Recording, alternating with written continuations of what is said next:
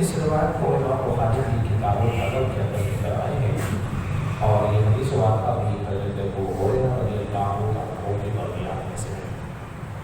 وہ فرماتے ہیں کہ نبی کریم صلی اللہ علیہ وسلم کی بے بارگاہ میں حاضر ہوا اور حضور کی فوج مبارک کے اندر حسن بن علی موجود تھے۔ تو نبی پاک علیہ الصلوۃ والسلام کی آخری مبارکہ تھی کہ آپ مجھ سے بہت پیار کرتے تھے، دل چومتے تھے۔ تو آپ کی مجلس میں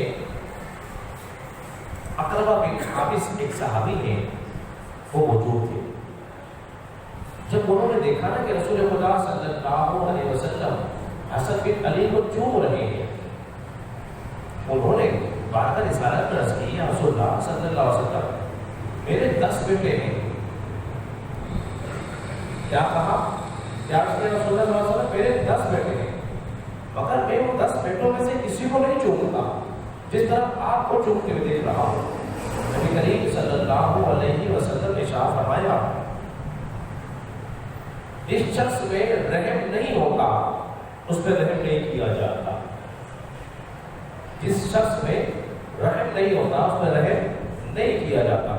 تو چومنے کے جو سبب ہے وہ 5 ہیں، انہی میں سے ایک اپنے بچوں کو شفقت محبت پیار کے ساتھ چومنا، یہ بھی سنت مبارکہ ہے۔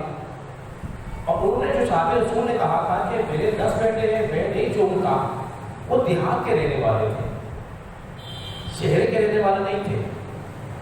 چونکہ جو لوگ دیہات کے رہنے والے ہوتے ہیں ان کے مزاج میں سختی ہوتی ہے، تلخی ہوتی ہے، ان کے دل سخت ہوتے ہیں اور اسی وجہ سے ان کی طبیعت میں سختی آ جاتی ہے۔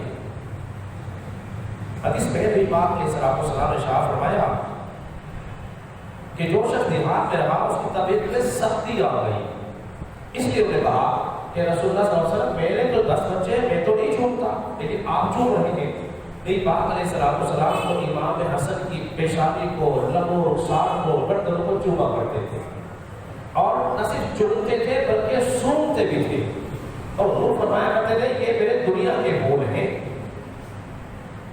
اس کے جواب میں حضور نے کیا فرمایا، جس میں رحم نہیں ہوتا اللہ اس پر رحم نہیں کرتا۔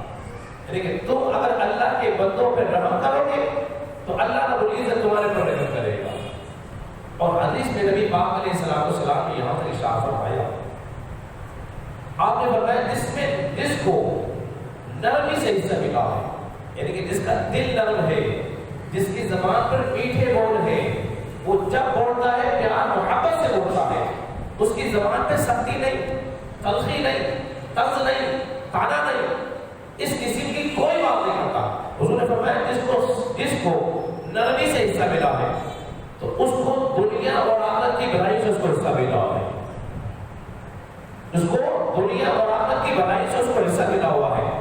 اور جس کو نرمی سے حصہ نہیں ملا، جو سخت مزاج ہے، اکڑ مزاج ہے، الٹ جواب دیتا ہے، تو پھر جانتے ہو اسے کس بات سے محروم رہا ہے، وہ دنیا اور آخرت کی بھلائی سے محروم رہا ہے، دنیا اور آخرت کی بھلائیوں سے محروم۔ تو زبان ایک ایسی پیاری چیز اللہ نے دی ہے کہ اس سے بندہ قریب بھی آتا ہے اور اس سے بندہ دور بھی ہو جاتا ہے، تو اس کا استعمال بہت سوچ سمجھ کے کرنا چاہیے۔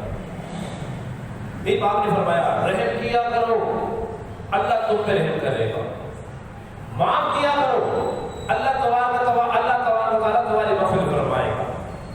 اور بے شک اللہ تبارک و تعالیٰ اس بندے سے محبت رکھتا ہے جو اپنے بندوں پر رحم کرتا ہے۔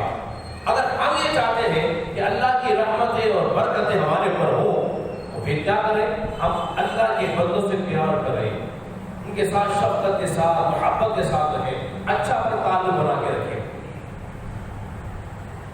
اب ایک آخری بات ہے جب اپنی گفتگو کرتا ہوں، نبی پاک علیہ الصلوۃ والسلام کی سیرت کو دیکھیے۔ جب فتح مکہ ہوا نا تو آپ علیہ الصلوۃ والسلام نے عاجزی کسانی کے ساتھ اپنے گردن کو جھکایا ہوا، اور وہ لوگ سمجھ رہے تھے کہ آج نہ جانے ہمارے ساتھ کیا ہوگا، ہمیں قتل کر دیا جائے، ہمیں بھاگ نکال دیا جائے، نہ جانے کیا برا سلوک ہوگا، کیونکہ ہم نے تو بہت برا سلوک کیا نبی پاک علیہ الصلوۃ والسلام کے ساتھ۔ تو جب حضور علیہ الصلوۃ والسلام نے تشریف لائے نا، آپ نے عرض اعلان کیا، آج میں وہی کروں گا جو یوسف نے اپنے بھائی کے ساتھ کیا تھا، نگاہ میں جو اللہ کے لیے کو کیا گیا معاف کیا ہے تو معاف کرنا سیکھو. جو معاف کرتا ہے اللہ اس کی عزت بڑھاتا ہے. اللہ اپنی عزت کی بات میں دعا کریں کہ اللہ تعالیٰ ہم سب کو اس حدیث رسول پر سمجھنے اور عمل پیرا ہونے کی توفیق عطا فرمائے. آمین. الحمدللہ.